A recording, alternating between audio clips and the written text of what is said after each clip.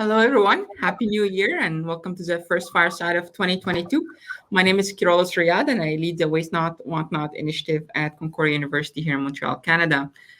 Should all university students have to learn about sustainability and the climate crisis in their curriculum? I encourage you to share your thoughts on that question and in the comments. And now, in a recent referendum question by the Concordia Student Union, which I am going to show here on the screen, 89% of Concordia undergraduate students answered yes to that question, with a turnout of 21%, which appears to be the highest in CSU's history. According to the currently available data on STARS, only 8.5% of Concordians graduate from programs with any mention of sustainability in their curriculum. The national average is 30, in Canada is 37%. Just remove this. Today, I'm joined by three guests, Duncan Ross, Chief Data Officer at Times Higher Education, Professor Ann Whitelaw, Provost and Vice President at Academic at Concordia University, and Faye Sun, Sustainability Coordinator at the Concordia Student Union. Duncan is the architect of Times Higher Education Impact Rankings, the biggest global ranking that focuses on how universities can address the United Nations Sustainable Development Goals with participation of from over 1,500 universities across the globe. Anne is also a three-time Concordia graduate, like myself. Faye has a bachelor's degree in philosophy from Queen's University and is now pursuing an environmental science degree here at Concordia. She also co-led the Sustainability Curriculum Referendum campaign alongside myself and Christopher Beccarella, who is president of Concordia's Political Science Student Association.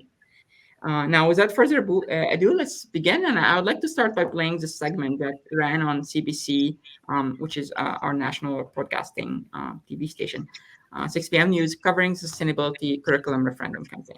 Committee at Concordia University wants climate to have a bigger role in what students learn. The group made the issue a student referendum question, taking its inspiration from another Quebec university. Mandel explains. A few years ago, climate science professor Damon Matthews brought an idea to his department to have a bigger climate curriculum at Concordia University, which could reach more students. It's a civil issue. It's a social justice issue. I mean, there's all I can't think of a single university discipline that would not benefit. The idea didn't go any farther, but now a committee at the school is taking it to students. A referendum question in this week's student union by-election poses the following. Should there be a commitment that all Concordia students will learn about sustainability and the climate crisis in their curriculum by 2030? One of the people who got the question on the ballot is postdoctorate fellow Kirolos Riyad. He says this gives students the chance to send an important message to the university. This is really the spirit of this referendum question, is to tell them, well, this is the biggest challenge of our lifetimes. Please give us the tools to be able to contribute to solutions. Riyad doesn't want to see a one-size-fits-all approach to teaching students about climate change and sustainability. Instead, he says it should be tailored and relevant to each student's discipline. It's a similar idea to the one adopted at Laval University in Quebec City several years ago. The basic is that under our study regulations, any student that goes through an undergrad program has to have a basic understanding of what is sustainable development. With the vote ongoing, Concordia wouldn't comment on the referendum question, but a spokesperson told CBC that the university is working on several programs that will incorporate or focus on sustainability. Students have until Thursday to cast their votes in the referendum. Matt Damour, CBC News, Montreal. Well, Ross, I had the admission to Times Higher Education Impact Rankings, and I have to say it was a great opportunity for me to learn about the best practices that different institutions can adopt to contribute more. And I want to send a big thank you to Jason Enns and Ann's office for including me in that process.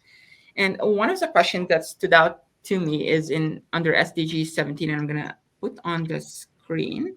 And essentially it asks if the university has a commitment to meaningful education around the SDGs across the university that's relevant and applicable to all students. And I just want to hear your thoughts about why you identified this as a best practice.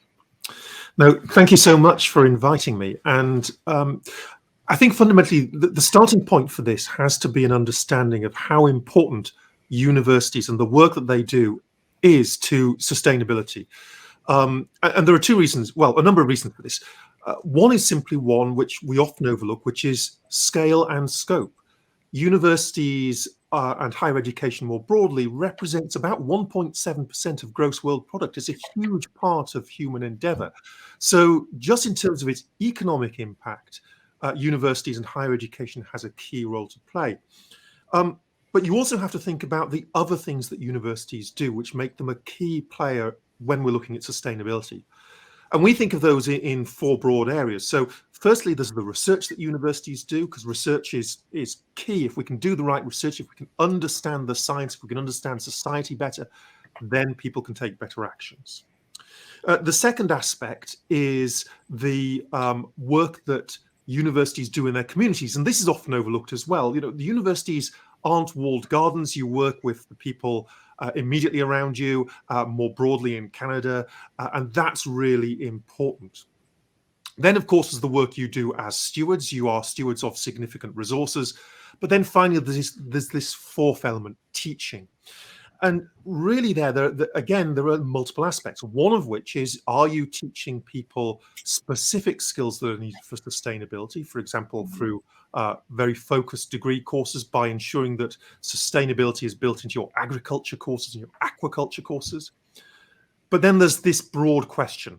How can we make sure that graduates, that are alumni, go out into the world understanding how they can make a change for the better, whatever role they may end up in, whether they end up in government, whether they end up in private employment, or even if they're an artist, it doesn't really matter. They can take that understanding of what it means to be a sustainable citizen with them. And who better to educate people for that future than universities? Yeah, and following up on that, I've been a student representative at Concordia for some 6-7 years, and I've sat on an inordinate number of committees. I sat on Senate, curriculum committees, sustainability committees, what have you. And I've been trying to advocate for the university to adopt an institutional commitment to teaching all students about sustainability. And the number one issue that comes up is academic freedom. And the idea is that senior administration cannot tell professors what to teach. And my understanding from Times Higher Education Impact Ranking is that you give points to universities who have made, a commitment to meaningful education that's around the SDGs, that's applicable to all students. And so I guess my question is, are you rewarding universities that infringe on the academic freedom of the professors? Well, I wouldn't agree with that perspective. It strikes me as quite an interesting line to take. For example, if your university has a physics course, you expect your physics teachers, your physics lecturers to lecture to a curriculum. And you would be quite surprised if a physics lecturer decided that they were going to decide that gravity didn't exist and therefore insist on teaching to that. Because it's not as if a lot of the aspects that we're talking about here are in dispute. Climate change is not a fringe theory. It is a well understood, it is a well established and almost universally agreed upon fact. Almost universally, obviously there are a few people somewhat south of your border, perhaps, shall we say. But broadly speaking, these are not contentious issues. So I think that there is room within curricula to actually include aspects of sustainability, of climate action, which needn't infringe on academic freedom. Of course, how individual academics choose to teach it, what they want to focus on, what the things are that are important to them will vary. And we try and write our questions in the impact ranking to be open to that, to allow freedom for people to choose what are the most important things to them.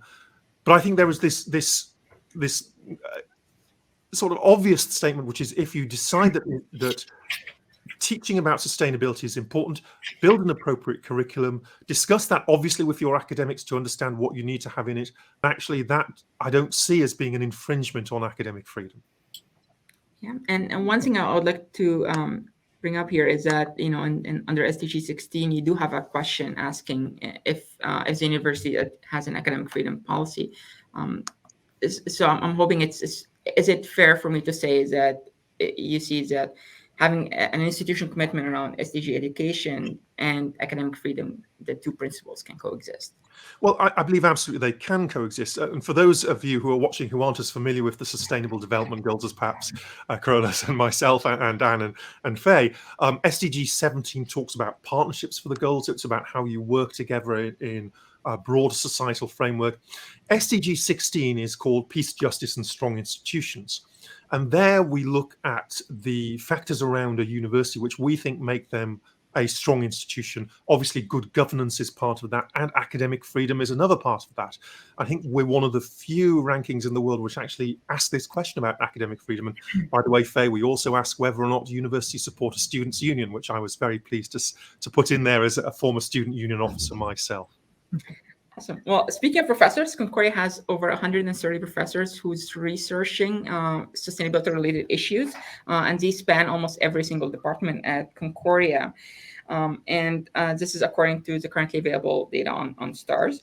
And we actually had quite a few professors reaching out in support of the referendum during the campaign. And one of them did record a video message to students encouraging them to vote yes. And I would like to just play that. My name is Margie Mandel. I'm Professor Emerita now at the School of Community and Public Affairs at Concordia University. And I'm very pleased to be invited to ask all of you to vote yes on this very important question. Concordia has to assure all students that there is sustainability content across disciplines, across faculties.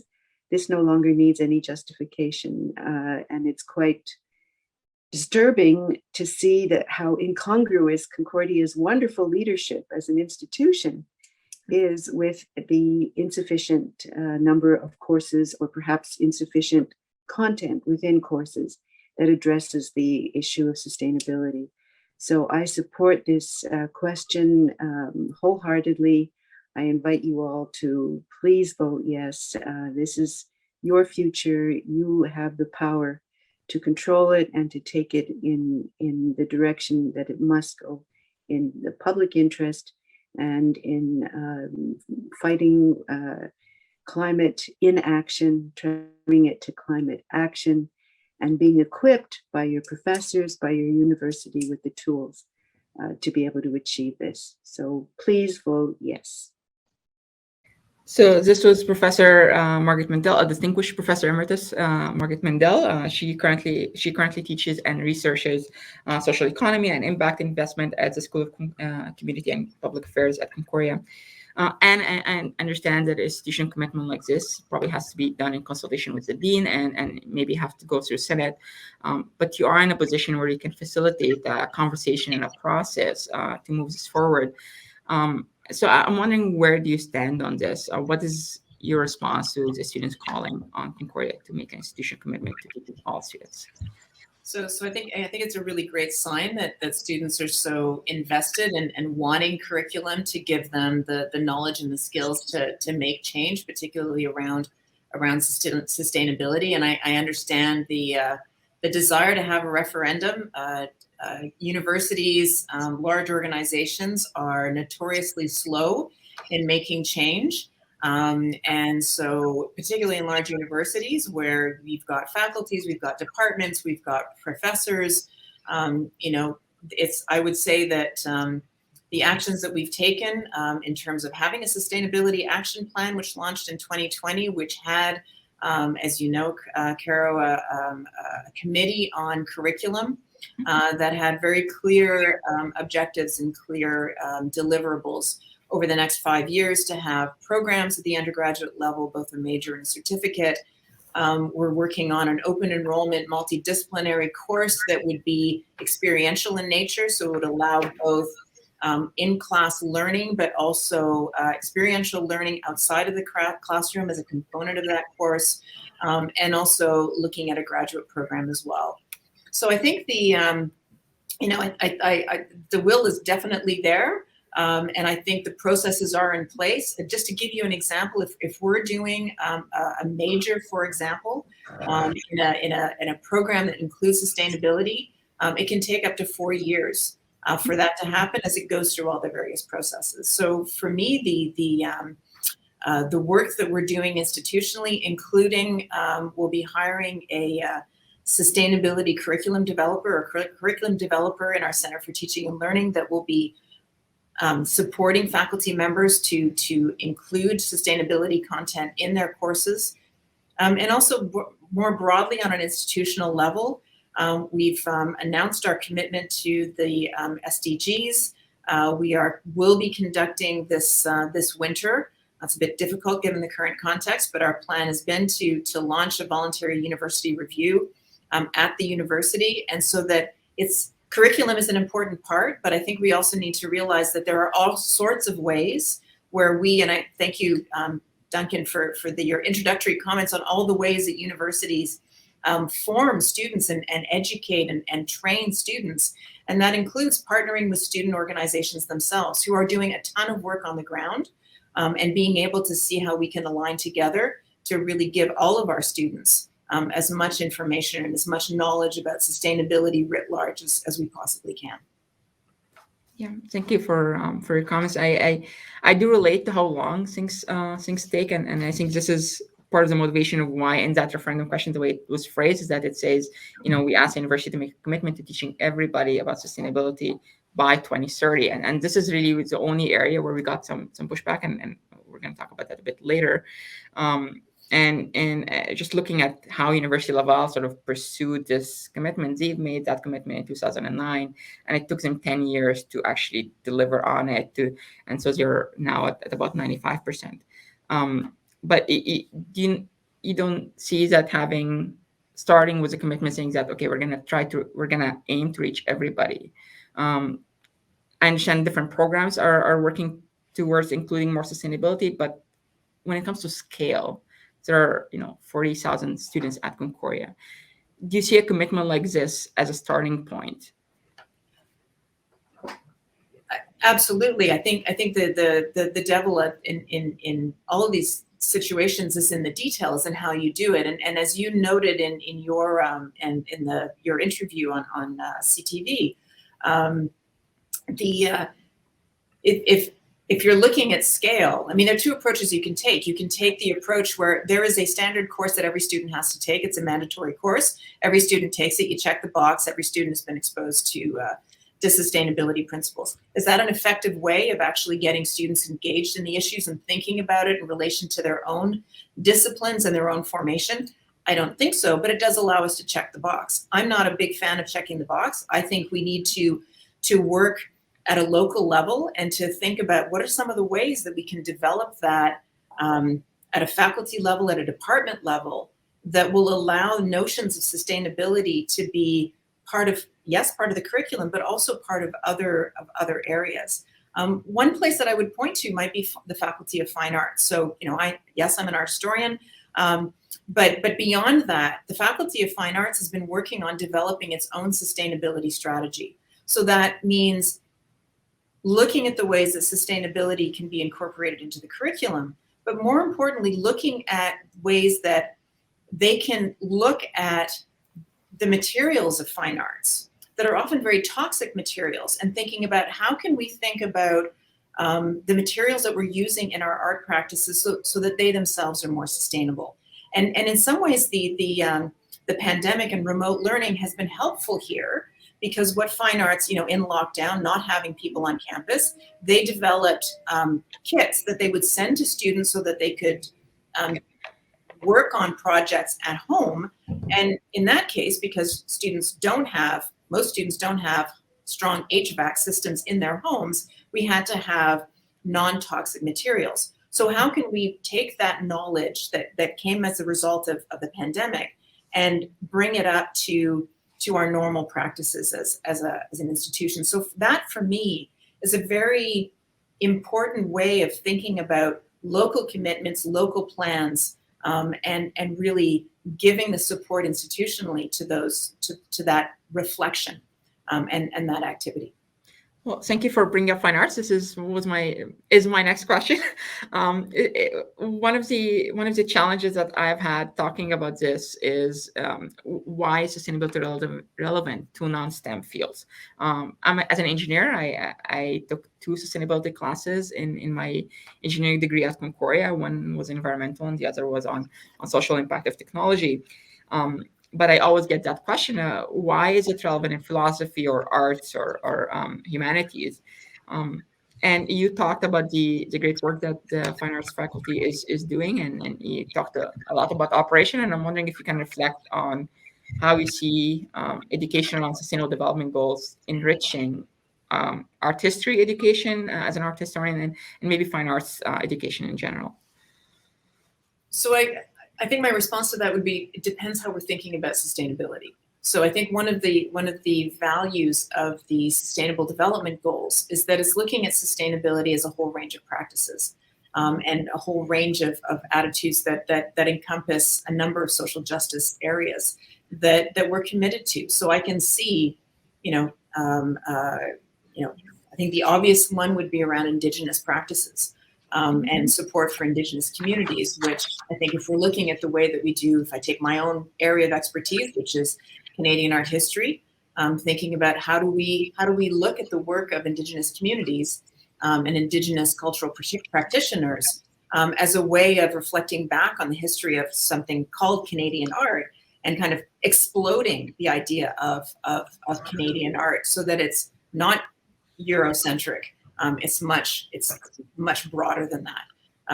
So I think the advantage of any kind of reflection on the SDGs is it allows us to then go back and reflect on our own disciplines and to question the basis on which our disciplines have been formed, have been created, which are very much based in 19th century notions of knowledge and of the university as a whole. So if your beginning point is, let's to be dramatic, let's blow the thing up and rebuild it based on the values that I think are formative and underpin the Sustainable Development Goals, then I think you're immediately integrating sustainability and sustainable practices and thinking across the curriculum. One of the things that I did over the holidays is watch Don't Look Up, which is a great movie talking about climate. Well, I mean, it was doing an analogy about the climate crisis we're in, and I think it's a clear reflection of how art can really push society to reflect and act on crises like this, as climate or social crises that are always in sustainability. Faye, I understand you have a bachelor degree from Queen's University before you started your environmental science degree here at Concordia. And I'm wondering, did your philosophy program at Queen's offer a sustainability course? And maybe if you can reflect on sort of similar to a question to Anne, how the sustainability education can enrich philosophy programs. Yeah, so when I was doing my philosophy degree, there weren't actually any courses on the technicalities of sustainability at all. It was mostly based on learning about different perspectives. And even then, there were only really 2 courses that were geared towards a nature-oriented worldview. So I took 2 courses in my last year of philosophy, and one of them was humans in the natural world, and another on animal ethics. And so generally, I would say that philosophy programs don't incorporate enough sustainability issues into the curriculum in terms of courses as well as content. But I do see a lot of potential. And for me, it's really important because being in a philosophy program already opens you up to a certain kind of training that basically teaches you how to see different perspectives. And that, to me, is really important because being open to having different perspectives means that you're open to performing actions that reflect that as well. So in a philosophy program, for example, if you had more interdisciplinary curriculum that incorporated, for example, Indigenous worldviews, or other cultural understandings of the environment, then that just opens up a whole new world of different ways of finding solutions to the problems that we're facing that can be localized to different areas of the world. Because like research over the years has shown that a lot of these issues can easily be solved using local ecological knowledge, and tapping into that and really understanding the cultural significance of those worldviews is so important. And for me, even just taking one course in on the environment and philosophy was what motivated me to pursue an environmental science degree. And yeah, that's just one course is enough. Yes, I do remember when we were on a radio together, you were talking about your environmental philosophy course, which I thought was very encouraging. Just to wrap up the discussion about the relevance of sustainability curriculum in non-STEM programs, I just want to highlight that the Canadian Business Youth Council called for all business students in Canada to learn about sustainability in their curriculum. And I'd also like to play a little clip from a radio interview that Professor Damien Matthew did in support of the sustainability referendum question. And just for those of you who are not familiar with Professor Matthews, he ranked fifth highest Canadian in Reuters' most influential climate scientists in the world. And that was also number 266 globally. So let me just play that clip. How would I suggest this gets incorporated into every department at the school? I still get stuck on that because I sort of think, well, there'd be a big difference. We had a caller saying, it should be more about the basic facts because there's still sort of climate denial at that level. Do you think it's there? Just you have to have everybody sort of accepting the facts? Is it what should we be trying to get across to every student? I mean, I think I would agree with both perspectives that we've heard. I mean, there is a certain kind of basic fact element that is important. There is still climate denial out in the world, and it's hanging on very tenaciously, and it is hard to counter that without some kind of confidence in some of the basic facts. I think from the perspective of different departments who ultimately are responsible for their own curriculum at the university, thinking about how climate aligns with a particular discipline is also super important. I mean, we mentioned philosophy. You can talk about, business, climate investment, climate risk, climate, carbon accounting in businesses, supply chains. All of these things are really fundamentally important that we get right over the coming years. Obviously, engineering has a lot to contribute to the solutions of climate change. On the technology side, humanities, absolutely. Climate is a growing theme in literature. It's becoming harder and harder to write a science fiction novel set in the future without, incorporating a climate scenario in that future. Right. So it really does cut across so many aspects of our society. And also, actually solving this problem is going to require action from every single aspect of our society. And so, positioning climate change centrally to that and, drawing on different expertises to come up with solutions is going to be really important to actually crack this problem at the global scale. So this was Concordia Professor Damien Matthews on Radio Noon Quebec on CBC during a show that covered sustainability curriculum referendum, where both Faye and I have actually fielded questions for almost an hour. And now, in addition to a fair bit of external attention that this referendum had received, as I mentioned earlier in the introduction, is that over 21% of the Concordia undergraduate student body has participated in this by-election. And I just want to give a shout out to all the other questions that were on the ballot. There was a lot of really amazing campaigns that have really boosted a turnout. But just Faye, I'm wondering if you can speak a little bit about why you think it resonated so much, or this call to action to teaching all students about sustainability resonated so much with people inside and outside of the university here at Concordia. Yeah, I mean, the clearest indication is that we're experiencing the effects of climate change right now as we speak, and people can see that. People have one-on-one experience with these impacts, and even in Canada, for example, the wildfires in BC, as well as flooding incidents, as well as more intense weather events like storms, and we're now getting more tornadoes than we've ever had before. And there's actually really interesting research being done right now about how tornadoes are occurring more frequently now because of climate change.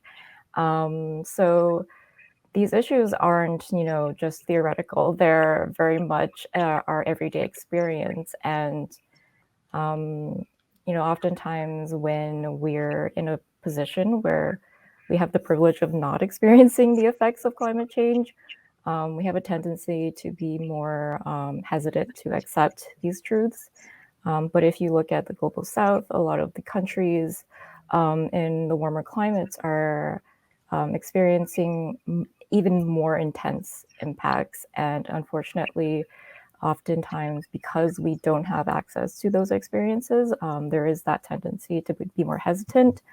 But I think the fact that students, even at Concordia up north, that we're more motivated to accept these facts of life is really encouraging for me. And so, yeah, I'm really happy about that.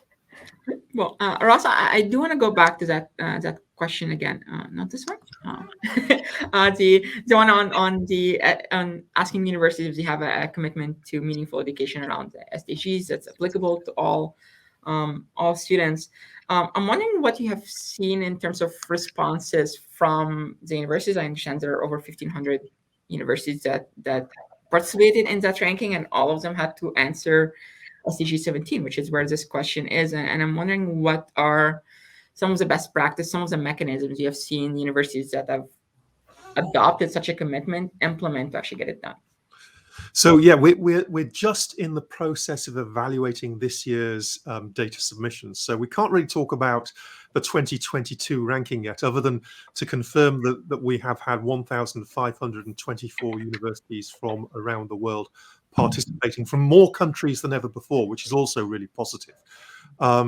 So in terms of best practice, it really is exceptionally varied. So I'll talk a little bit about one of my favorite examples, because it touches on, I think, both the fact that this doesn't have to be something driven by universities in the wealthier parts of the world, and that there are some really amazing things that can be done. So Amrita University is a university in India, and they have close working relationships with 100 really poverty-hit villages in India. And what they do is they make sure that all of their students have to spend at least 2 weeks in one of those villages, understanding what the impact of climate is, what the impacts of sustainability are, before they can graduate. So it's not a voluntary, well, it's voluntary in the sense that, you can do different things, but it's part of built into the curriculum is this understanding, this need to understand the impact, the broad impact of the things that can sometimes seem very, very theoretical and conceptual. And just going back to something that Faye mentioned there, of course, which is we're lucky, we're living in an affluent part of the world. We're in the higher education world, which is, if you like, even at the more affluent part of the world. This isn't the place where climate disasters are first going to be felt. They're going to be felt more extremely in those who are suffering from poverty, those who don't have secure food sources. And in Amrita's case, by building that process into their curriculum, they're actually opening up their students to that much broader understanding of what sustainability can mean and how their actions can have a direct and positive impact on the world. Thank you. Thank you for sharing that. Faye, what process or mechanism would you like to see the university take to get to that commitment? Yeah, for me, I would really love to see a lot of consultation with different communities, for example, especially Indigenous communities. And because they've, like a lot of times when we think of cultural studies, we don't take into consideration the interdisciplinary approaches to them and how a lot of the knowledge from cultural studies can be applied as well to even STEM fields and things like sustainability. And I think we really need to break the gap between like sciences and the humanities, because there's so much knowledge that can be shared and used together, that would make finding solutions to the issues so much more impactful. And I think one of the reasons why there's been such a lag in progress with these finding these solutions because of this gap, and also as well just consultation with students in terms of what their needs are and what they're, for example, having sort of a baseline of what students already know about sustainability, and so that students aren't forced into taking a course, for example, that they've already learned extensively about, so that they have the option to, for example, take a course that incorporates sustainability issues, but is already a core requirement, for example. So that way they can still take the courses that they were supposed to take, but the content itself would be more sustainability oriented. Because I know from experience that it's very frustrating to be forced into taking a course that perhaps you won't necessarily need or, use in the future. So that way it's more, agreeable, at least to the student, and also accommodating to their own schedules and requirements. Yeah. I was having a conversation with a professor before the holiday, and one suggestion that you're making is, there's a lot of programs that have electives, right? And so they said, well, why don't we dedicate one of those electives to a list of sustainability courses that students can choose what it is that they're interested in, and that list could be, pre-decided based on the relevance to this discipline, and then the students can take what they're interested in. And I thought that was quite interesting. And I talk about mechanisms because this is clearly a real urgency. Like, we are in the midst of a climate crisis and many other social crises that are that SDG education can contribute to addressing. And as I mentioned earlier, the point of that question, that the one point of that question that we got pushback on is that 2030 timeline. People clearly felt that it maybe is too far ahead, and I do want to play a clip from Professor Damon Matthews in that same interview talking about that. And the exact initiative aims to make it mandatory by 2030. Mm-hmm. How do you feel about that timeline? I mean, I think it could be shortened a little. I mean, curriculum changes obviously do take time, and so it's important to be realistic about that. But 2030 is about when we need to have this problem globally kind of under control by that time. And so the time for action and information and movement is now and the next few years. So I mean, I appreciate the perspective that the students are bringing. I would, if it was me, I would argue for a more accelerated implementation. So, and I'd love to hear your thoughts on what mechanisms you think would be effective at Concordia. How do we go from where we're at to a commitment to teaching all students about sustainability? So I think, let me see, the mechanism. I mean, I would say that Concordia is committed to this. I mean, the reason why there was a sustainability action plan that was adopted in 2020, the reason that to get to that point, we set up a curriculum committee was because we recognized that curriculum was critical. Again, the reason that we have a commitment to the SDGs and a voluntary university review process in place is because we recognize that curriculum is one part, but it's not the only part. So, and I say that not to try and get out of saying it needs to be part of curriculum, but I think it does need to be part of curriculum. And maybe a response to your earlier comment about, maybe we could have electives that deal with sustainability that students could take. I don't think that's the right approach, because then you're saying it's somebody else's problem, it's not my problem. Or it's not my responsibility. And I think where we need to get, and maybe that's where the 2030 is a realistic time frame, is that it doesn't just say, okay, Damon, you're going to be teaching X number of courses, or Damon and 100 and some profs that you've already identified who are already doing work on sustainability. You're going to teach those courses. All students are going to have to take that elective, and then the rest of us can just, get out of it. I think much like we're trying to do around with the Indigenous Directions Action Plan and looking at incorporating, at decolonizing the curriculum. It's not having a couple of courses that students can take and again, check off that box and say, I'm done. It's a way of getting all of us to think critically about what we need to do, and how we all need to reflect on our curriculum, to reflect on our courses, to reflect on our programs, to make sure the students coming through our programs have an exposure to and an engagement with, and I'll emphasize that engagement, because that's the critical part.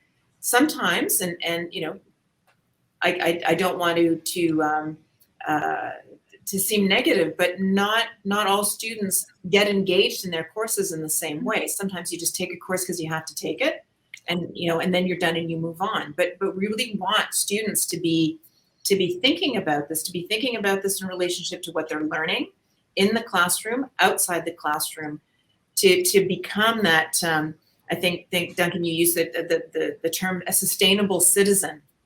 I think that's what we want. We want, as a university, we want to train students to be citizens of the world, global citizens with a set of tools that will allow them to be able to be contributing members of society. So that means giving them tools around decolonization, giving them tools around social justice, giving them tools around sustainability, and a whole range of other practices. And that's something that we need to be thinking about broadly institutionally, which then means that faculties themselves and departments need to think about how to incorporate that into their work. So whether it's, you know, we talked about the business school earlier, you know, there are courses on sustainable investment. That's one component of it. It's not the only one, but it's one part of the things that the students in the business school, for example, can learn. Yeah, I mean, I definitely can relate to the whole concept that the systemic solution is not necessarily a universal one, and I can, like, from my vantage point, I feel like, you know, the university sets a standard, but then different departments and different programs can have the flexibility to figure out what's the best way to meet that standard that's set by the university. And you know, when I was suggesting that, you know, looking at electives, I think that might be appropriate in some situation, but not all situation. And I think definitely looking at that allowing for that flexibility is important. And I think at the same time, setting a standard institutionally, I think is also relevant. Now, speaking of urgency, we don't. Sorry, go ahead. Sorry, I was just going to say, if I can come back in on that, Anne, I think that there's also, firstly, can I say, you know, congratulations on committing to a voluntary university review. I think that's an amazing step forward. And for those of you, again, who aren't necessarily familiar with these are really in-depth assessments of the sustainability of an organization. Very few universities around the world have done them yet. So actually committing to that is a hugely positive step. So thank you for doing that. The more general point, though, I think is around when we think about what does it mean to be an alumnus or an alumna of a university. Now, obviously, there's an element of teaching which is specific around your degree, but actually, there's something magical about what we see in higher education is that it's not just about that teaching to a curriculum and to a specific degree and a specific set of skills. We also hope that our graduates come out with a broader understanding, some deeper understanding of what it means to be a thinking, breathing, living person in the world. That's a really important part of university education, that we hope that we end up with these well-rounded graduates who go out there and contribute whatever field they go into. And I appreciate I'm talking to three academically gifted people here. You know, you're lucky to have stayed in the university system, stayed in your area of specialism. I, however, am not so academically gifted, and I would say there's probably very little of my philosophy of science and physical chemistry that I've actually practically used since I've left university. But the broader teachings, the way of thinking, the way of being analytical and critical that the university taught me is still with me. And that, I think, is where this perhaps fits best. If we can give people those analytical, those critical understandings around sustainability that they take with them, whatever role they go into in the future. Thank you for jumping in there. I think it was very helpful. Now, speaking of urgency, we don't have a ton of time left, but I do want to get to quickly talk about what comes next. So we're going to try to keep this to 1 minute each. So Ross, you are a student union officer. before, and now we have the additional perspective of having to interacting with presidents and university administrators across the globe. And I'm just wondering, what's your advice to me, to Faye, and to other student representative and advocates, specifically on the issue of sustainability curriculum? What would you have us do next? So I think there's an interesting switch away from the way things usually work here. Right. And you might want to shut your ears to this bit. So one of the things that is interesting about working in a student union is that your timescale is really short. Normally in a student union, you're there for a year, you're there for 9 months, and then you move on. And of course, academics are there for 30 or 40 years. The university administration is probably thinking in maybe the 50 to 100 year range. And so there's usually this really strange mismatch of times. But of course, when it comes to the environmental impact, and again, apologies for saying this, Anne, but Anne and myself are of a generation where actually much of the challenge here is going to be after we are no longer active in our communities to the same degree. It's very much a thing that the students, current students and future students, are going to be living with for the rest of their lives. So in this rather odd situation, we've got this reverse of the usual time roles. And actually, you can use that to your advantage. Be clear, you're thinking long term, you're thinking systemically, you're thinking about this in a really positive way. You're not working against your institution, you're working to support it in the longer term. Thank you very much for that. Faye, and in the week leading up to that that referendum question, I actually co-authored this op-ed with Professor Peter Stewart, who's actually a former professor at Concordia, and he used to chair the political science department, and now he's the dean of the humanities and social sciences faculty at the University of Ontario, or the Institute of Ontario, and we were calling for a national sustainability education plan around sustainability. And so Faye, I'm wondering, what would you like to see your counterparts at other student association, whether they're inside Concordia, like the Graduate Student Association or Faculty Student Associations, as well as student unions outside of Concordia? What would you like to see them to do? Yeah, so I think the most important thing is to actually connect with other student associations, because there is a tendency, a lot of groups, to be very fragmented, and because of that, they're less effective.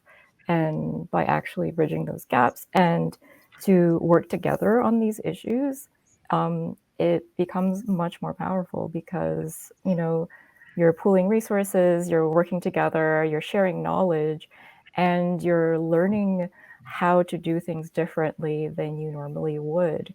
And that takes a lot of coordination, takes a lot of work.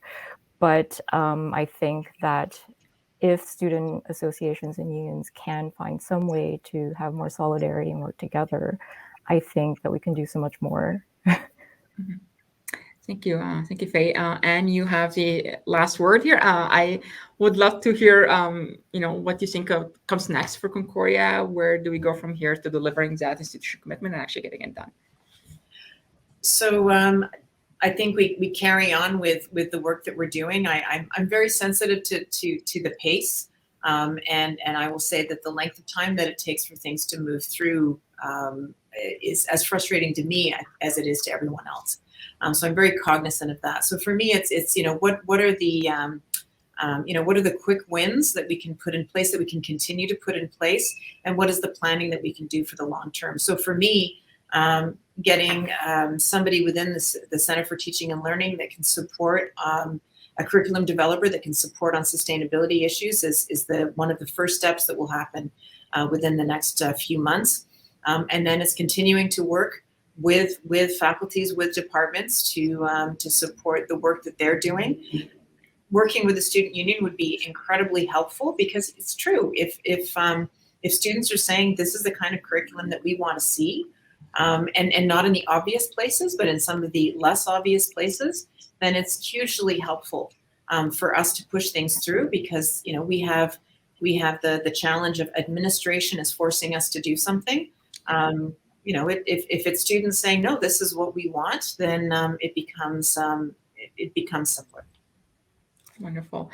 Well, so I think we're at the point where I have to wrap things up. And usually when I plan these firesides, I write my intro and I prepare my questions. And out of denial, I just don't write closing remarks because I just don't want to. And so my suggestion here, and hear me out, is that we should not end the conversation here. I don't think this is a conversation that should end now or should end here at Concordia. I think it's important for us to keep working together, and I'm excited to do that, not only to get this done at Concordia, but also set an example to and start a national movement across Canada into teaching all students in Canada to do this.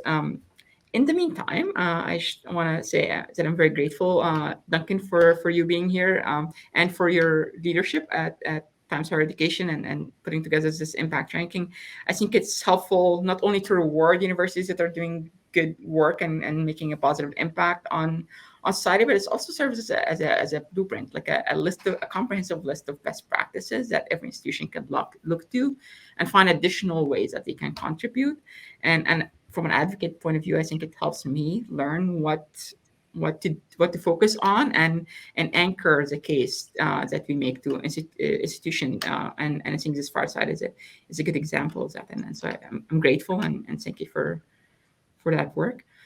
And I also want to salute you for your leadership by example and engaging in this dialogue. I think it's still a discussion and that in many ways is critical of the university, but I also think we can be very proud of being able to speak our mind and engage in dialogues that are open, public, and maybe a little uncomfortable.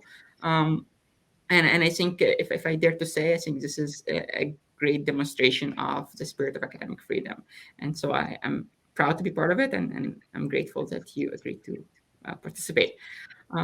Faye, as always, it's a privilege and a treat to get to work with you and learn from you. And I have worked with a lot of student union teams over the years, and I have to say that students are very lucky to have you and the rest of your team at CSU advocating for them and advancing the issues that they care about. With that, I also want to say big thank you to everybody joining. I think decisions are made by those who show up, and I'm fired up by everybody showing up today.